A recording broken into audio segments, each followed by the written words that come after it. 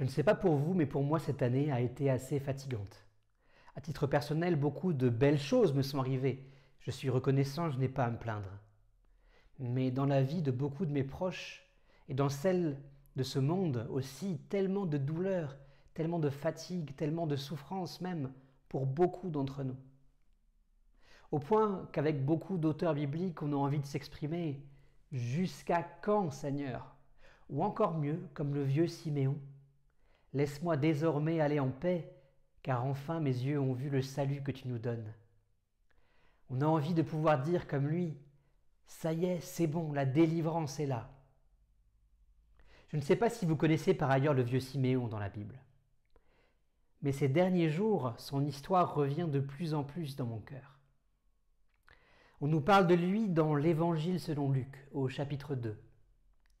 L'Évangile nous le décrit comme un homme pieux, fidèle, assidu dans la prière, un homme juste, cherchant à être proche de Dieu.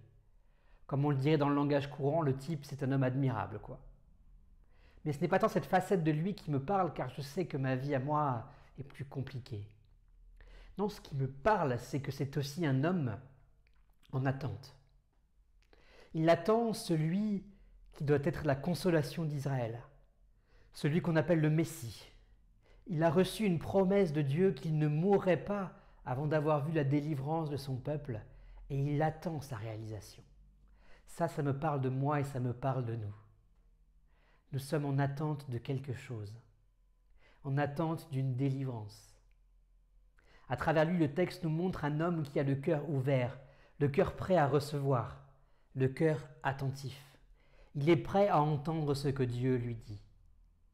Siméon nous aide à réaliser l'importance pour notre vie, à nous aujourd'hui, d'avoir ce cœur ouvert, attentif, réceptif.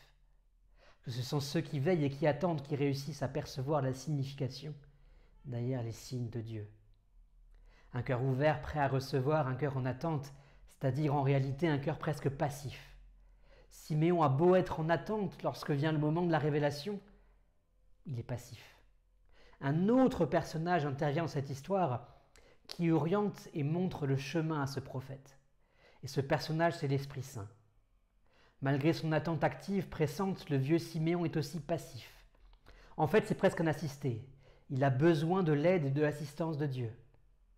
Dès le départ, il nous est dit que l'Esprit est avec lui, ou plus littéralement qu'il remplit Siméon. Il nous est dit que c'est l'Esprit qui souffle à son oreille qu'il verra le salut de son peuple avant de mourir. Il nous est dit que c'est l'Esprit qui le conduit dans le temple pour y rencontrer l'enfant Jésus le promis. Siméon est l'exemple d'une personne investie, engagée, mais aussi l'homme passif, réceptif, qui ne fait que recevoir et suivre l'appel que Dieu lui lance. Ma conviction, et je le crois pour beaucoup d'entre nous, c'est d'apprendre à trouver l'équilibre entre le passif et l'actif dans notre attente de l'avant, mais aussi dans l'attente existentielle qui est la nôtre en ces jours si lourds. Apprendre à trouver l'équilibre entre une foi engagée, active, qui agit concrètement à la suite de Dieu pour forger un monde juste où nos souffrances s'atténuent, et une foi passive qui, comme Siméon, reste avant tout réceptive en attente de Dieu et de ses promesses.